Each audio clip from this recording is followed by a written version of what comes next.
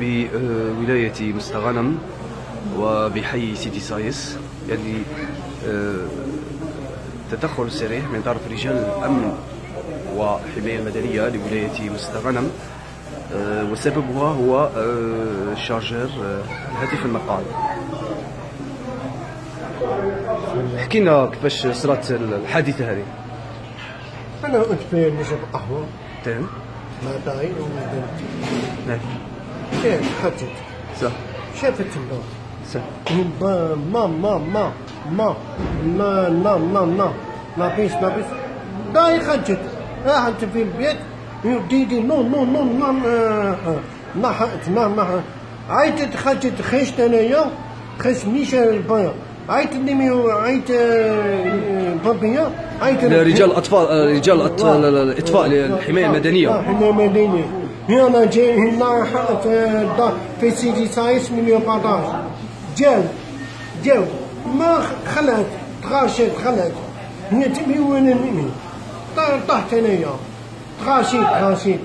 تغاشيت انا جاو جويني لا يحفظهم ان شاء الله، وعندي جويني لا يحفظهم جاو عاونوني نقوا عليا وانوني معاهم، جاو فاميتي جاو عندي جاو عمي جا ولد عن خويا جا مازال اخي مازال ما جاش راني سمعت انت جا انت مخبي. اذا حريق حريق بمسكن سيتي سايس. اللي خرجت لهنا شوف النار خرجت كاع كل واحد الطفله تما خرجوا والله.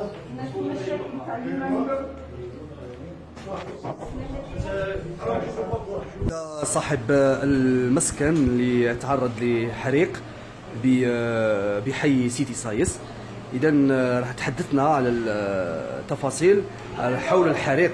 يعني قلت لنا هو شارجر، يعني الطفلة بنتك هي اللي قالت لك أبي شارجر نار. يعني كيفاش كان تدخل سريع من طرف رجال الحماية المدنية؟ كيفاش كانت؟ أنا عيطت لهم لابينوس، عيطت لهم أنا جايين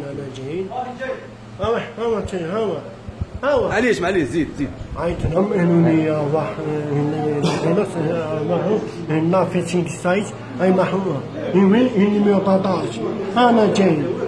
أنا جيت منا بدات منا جاو عندي هنا